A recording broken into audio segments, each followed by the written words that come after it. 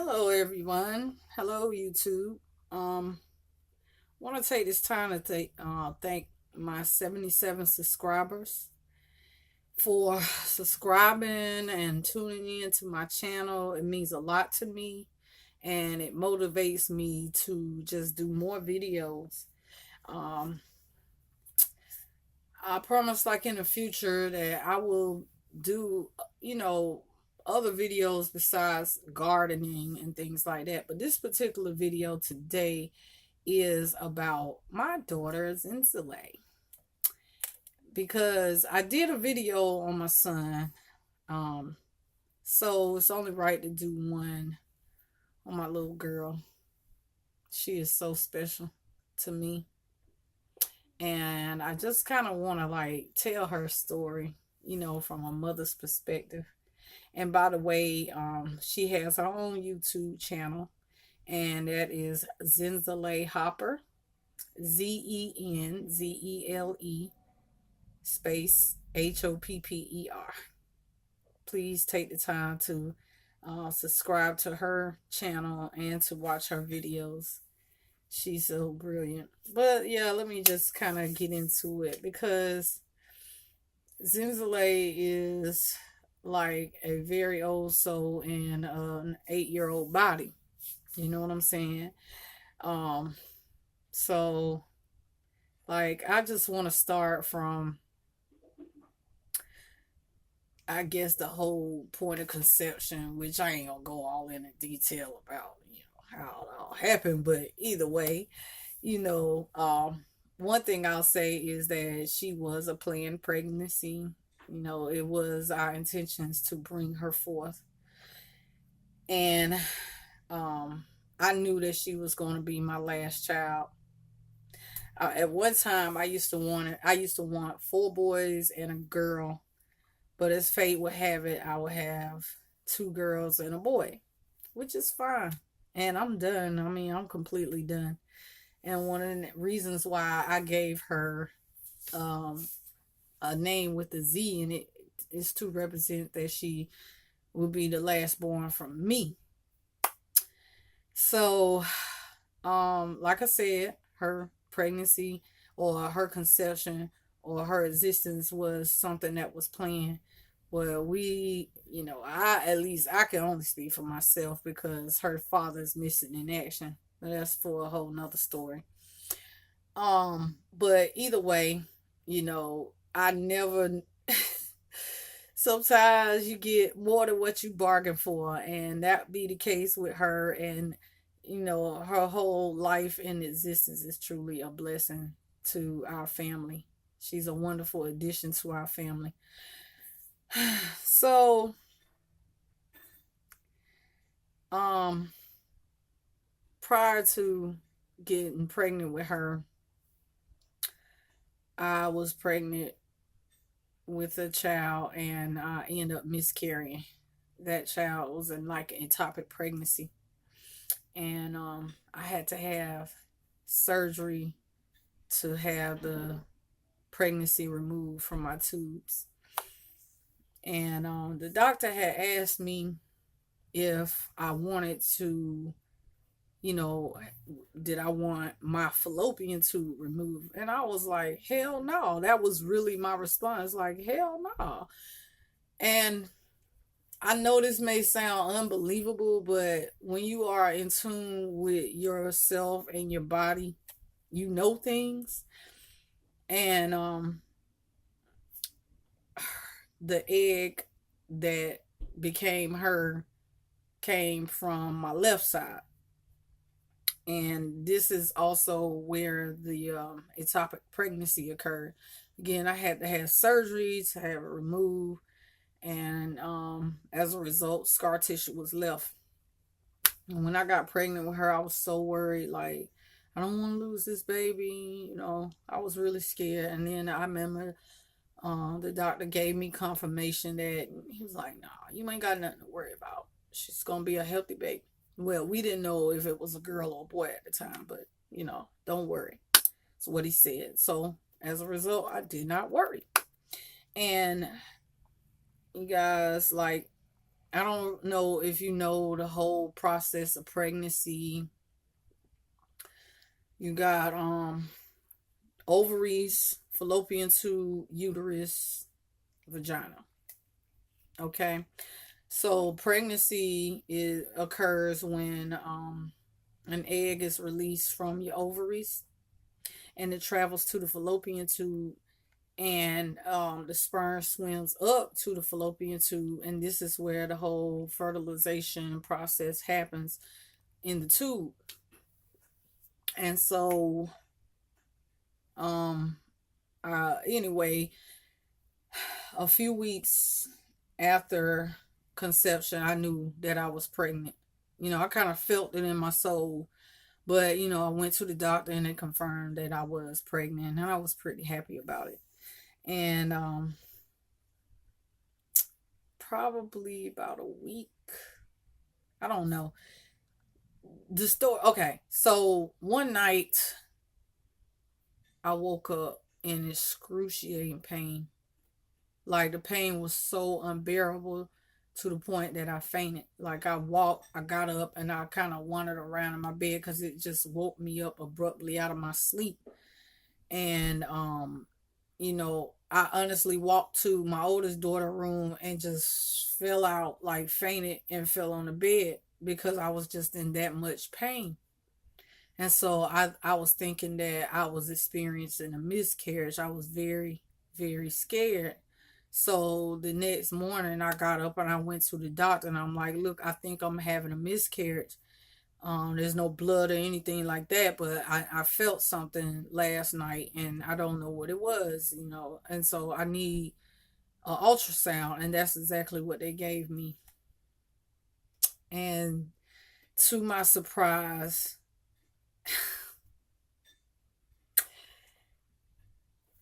that little bitty little cell, whatever she was at the time, was just like moving around, and it was just so amazing. Like, yeah, okay, this is gonna be all right. So what actually had happened was her little resilient, determined self just pushed through scar tissue, and that's the pain that I felt. A few weeks later, go back to the doctor. You go to the doctor every month. And I remember telling the nurse that, hey, I'm already feeling movement. I'm already feeling movement within my womb. And she was like, nah, you only like 8 weeks. It's too early for you to feel anything. And I'm like, trust me, I've had a few kids and I know what's going on. I'm feeling movement. So she like just brushed me off. She said, well, we're going to just listen for the heartbeat just to make sure that the baby's okay. And they took that little microphone thing and some of that ultrasound gel and they put it to my stomach, and she was like, you can hear it, right? And the lady was like, oh my God, you really feel that? I said, yes. This girl is a force to be reckoned with. You understand? So she made her presence known very early in the pregnancy. And I remember, through the pregnancy, and mind you, and this is a fun fact, that with every pregnancy that I had, every child that I carried, I was in school. It's like I was always in school, and I'm kind of glad about that because my children were receiving education in the womb. You know what I'm saying? I was reading, studying, going to school like it ain't nothing. So, um, yeah. Anyway, baby girl, she was like, I really thought she was a boy. I like I told y'all, I wanted four boys and a girl. And I already had my girl, so I wanted four boys. I wanted my son to have a brother or whatever. And her brother, okay, so my children, Ceylon and Zenzele, they have other brothers and sisters with their, from their father. And I remember, I guess I'm not gonna say his name. He probably don't want to be revealed. I don't know. but just for his protection, I'm not going to say his name. But anyway, at the time, he had to be, I'll probably say about maybe 10, 9 or 10 at the time he was. And he said, Veronica, you're going to have a girl. And I said, no, I ain't having no girl. I'm having a boy. He was like, yes, you are having a girl. I had a dream and you are going to have a girl. And I was like, okay, whatever. Brushed it off because I ain't gonna lie. Like I said, I wanted my boy. So, um, well, 20 weeks is the time when you can determine the sex of the child. And that appointment came. Daddy didn't want to know what the sex of the child was. He had quite a few children, so I guess for him, he wanted it to be a surprise. So when I went to the doctor, just as sure as her brother said she was a girl. And, I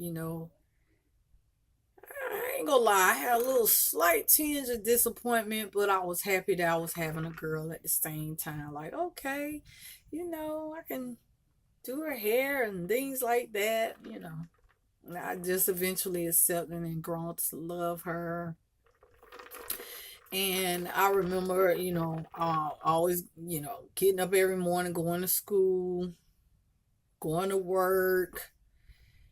And at night, I settled down, and then she just started moving. So funny because now I'm going to fast forward to all the way up to like 9 months of the pregnancy, the 9th month. Well, in the wee hours of the morning of September 15, 2009, I'm laying on the couch, sleep. And at the time, I was living in an apartment, which was upstairs, downstairs. And that particular night, I didn't sleep upstairs. I slept on the couch, black leather couch that I had.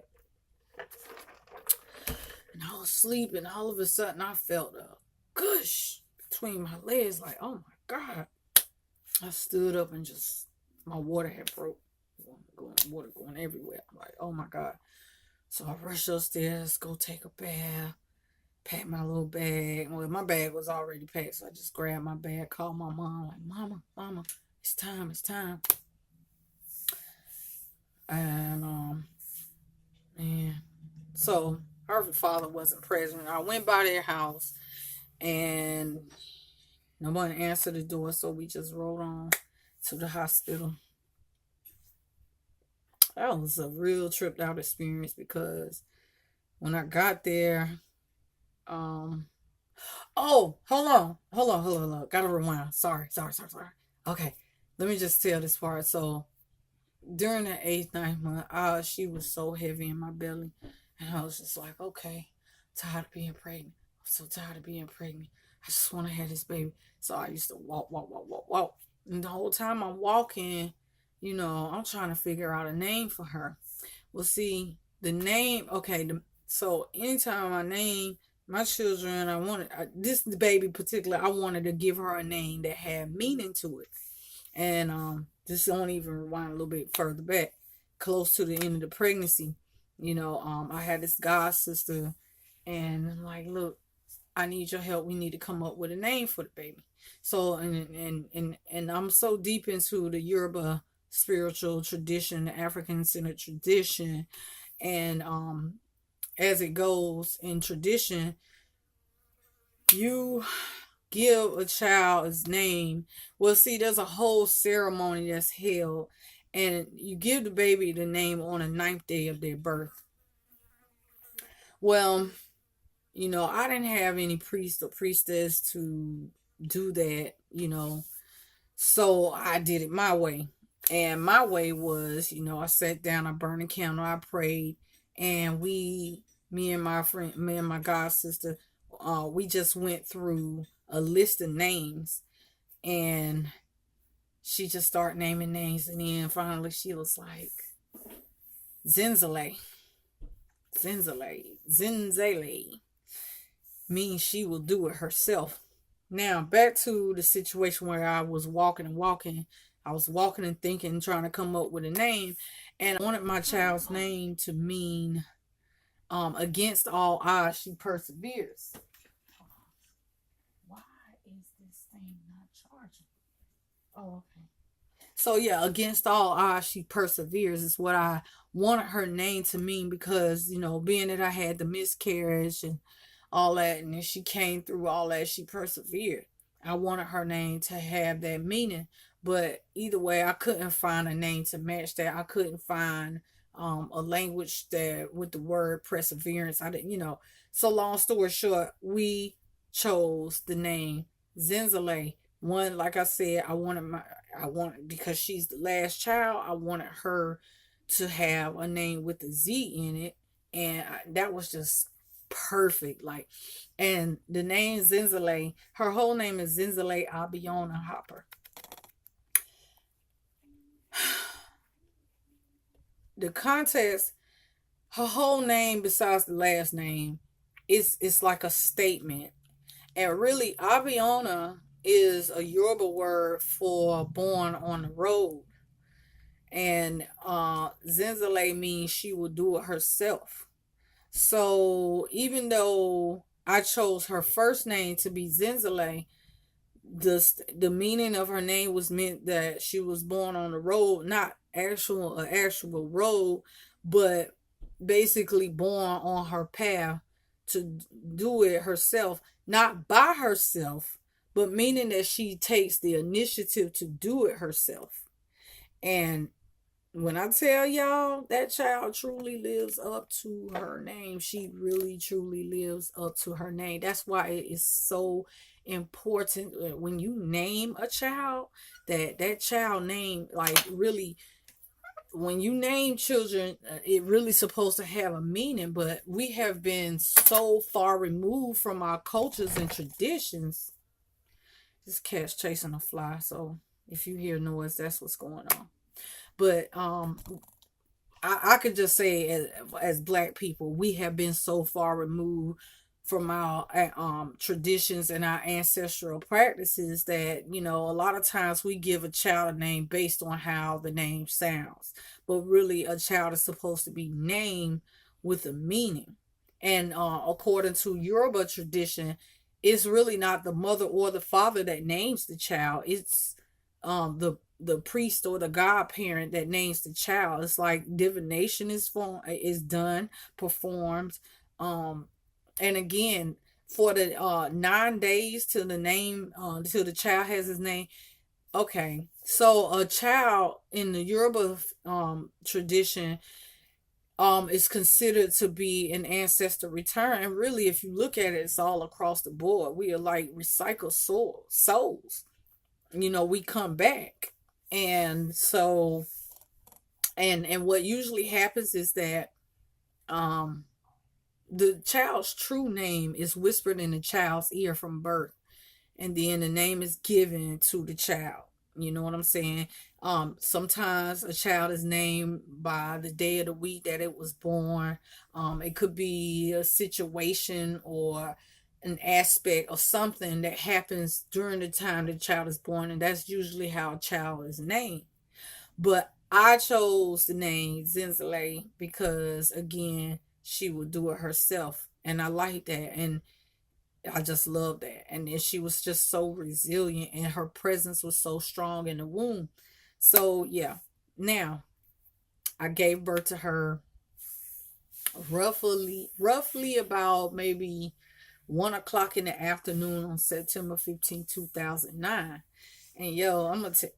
No, I ain't even gonna get all into that.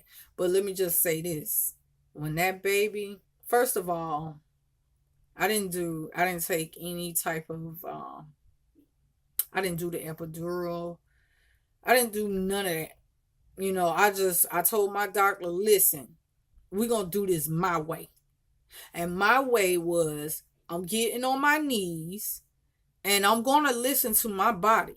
You know what I'm saying? I don't want no drugs. Don't offer me no drugs. I didn't want no IV. But it was like, according to the hospital protocols, you got to have an IV just in case something go wrong. So I said, okay, I'll do the IV, but don't give me no fucking drugs. And I meant that, because when my firstborn, I kind of had a bad experience, but that's for a whole nother story.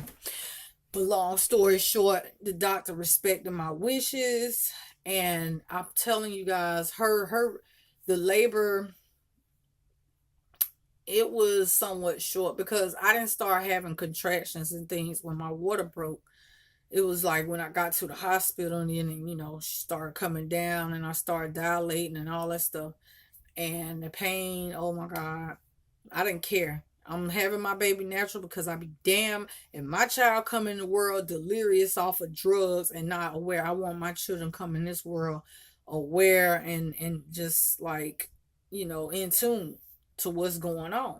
So I promise you guys, like during the time that I gave birth to this baby, it was like I stepped outside of myself. Like I literally had an out of body experience when I was giving birth to her. It was like I stepped outside of myself, and then it was in that moment that I knew how strong I really truly was. And one of my classmates was in there when I gave birth because she actually worked at the hospital that I gave birth at, which was Rex Hospital in Raleigh. So when she came out, my mom was on the phone with her sister and my cousins, and when she came out, she just like had this loud cry, like, I'm here, I'm here. You know what I'm saying? She was just like, I'm here, I'm here. She let the world know she was here. She has arrived. I mean, when I tell y'all, it wasn't like the cry was like a normal baby cry, but the volume of it was just like, oh God, that baby got some good lungs on her. She was my biggest baby, which she was small, 5 pounds 15 ounces. She was like 1 ounce away from being 6 pounds.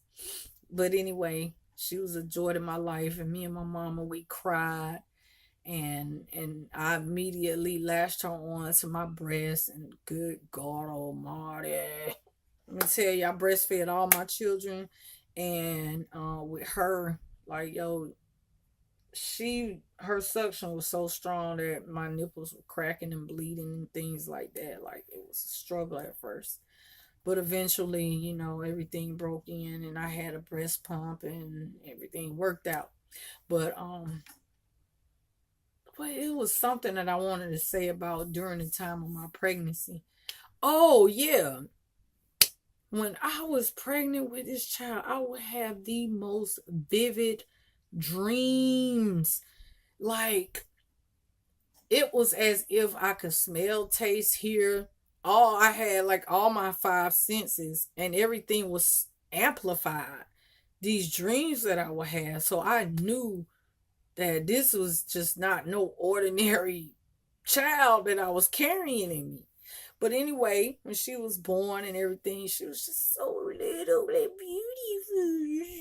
So just my little baby.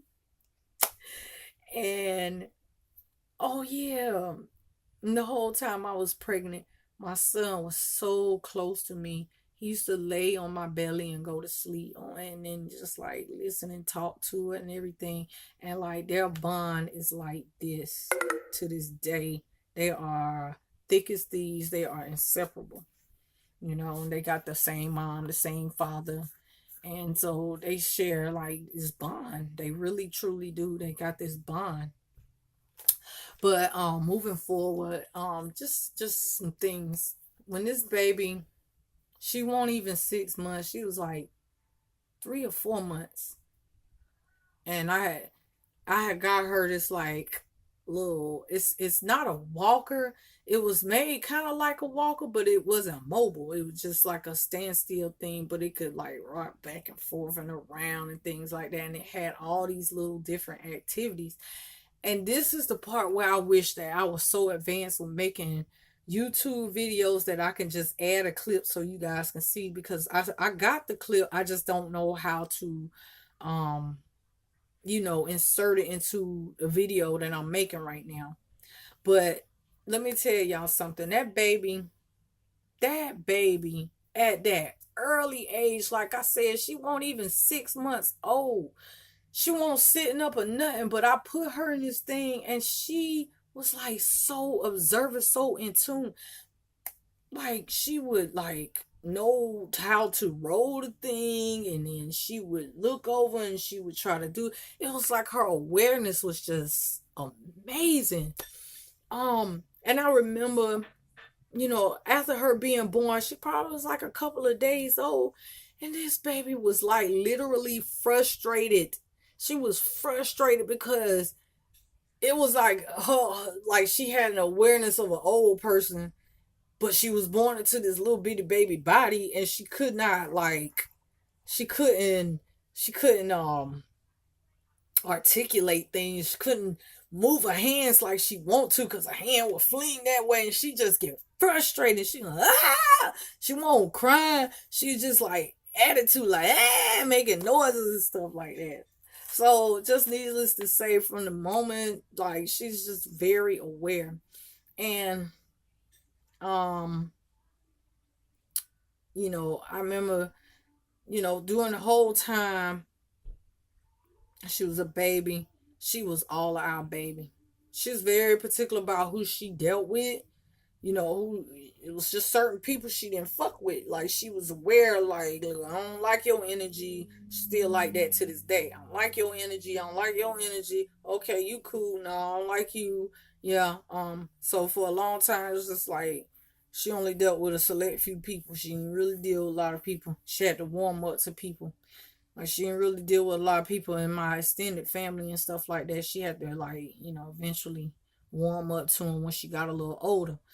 But and honestly, like during the time she was a baby, it was kind of rough on me because the father and I, we pretty much broke up shortly after she was born.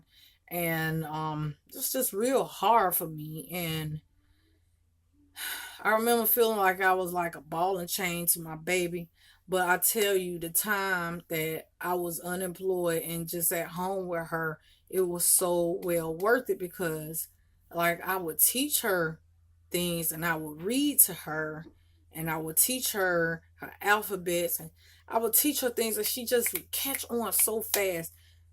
On God, yo, she was potty trained by 10 months, to the point that she would get up in the middle of the night. And well, maybe at about 12 months or 13 months, she was getting up out of the bed. She'd wake up out of her sleep, she'd slide out the bed, and she had this little seat that would sit on top of the toilet. She'd pick a seat up, put it on the toilet, get on her little Elmo stool, and sit down, pee, and then climb back into the bed. Like, it was amazing. And then she had this point where she just kind of regressed. But that's a whole nother story. Either way, this baby was very aware. So by the time she started Head Start, she was ready. She was very ready.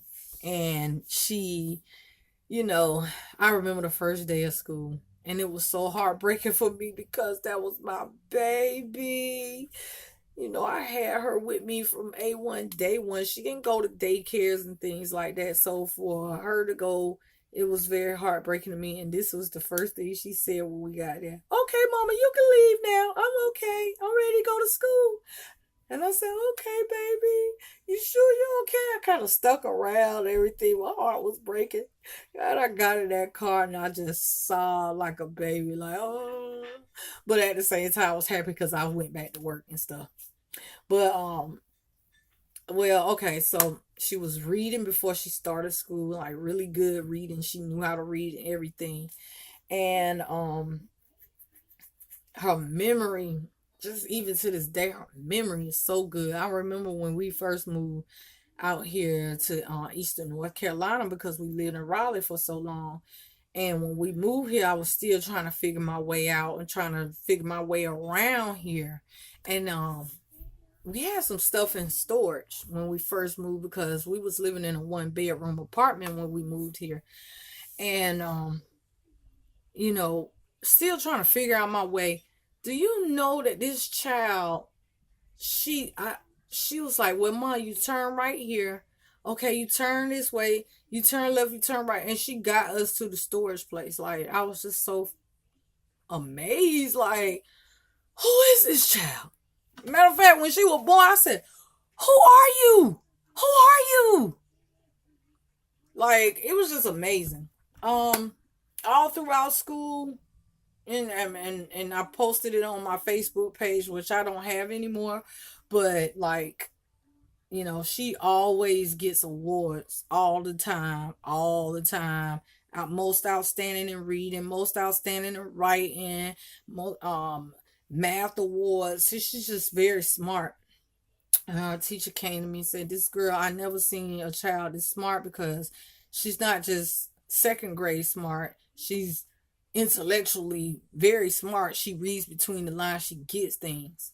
And what prompted me to make this video is I was teaching my kids a lesson today about subliminal messages and the spirit realm and things like that. And I was just talking about hazy and, talking to my kids like, y'all see these chains of events where this is why this happened and things like that.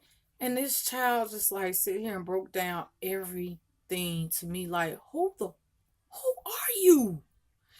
She is just so brilliant. Like, yo, I always tell everybody, our mamas. She my mama. She's her brothers and sisters' mama. She got a lot of sense. A lot of sense. And then on top of that, on top of all of this, I remember one time my mama said this baby had to be about 1 year old. One going on two. She was like 1.5 going on two.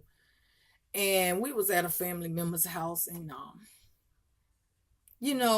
my mama had said something to me in a sarcastic way or kind of raised her voice, her tone was changed or whatever when she was talking to me. My baby walked up to my mama and said, "Don't talk to my mama like that." My mama jacked up. She said, "What you say, child?" She said, "I said, don't talk to my mama like that." And we just cracked up. So like I said, she the great grandmama of us all, and she protects us. She really do care and loves us. She loves her family, and we love her. And I'm just so looking forward to seeing what the future holds for this child. Y'all gonna hear about my baby. Zenzele, I'll be on a hopper. Remember that. Okay. Peace.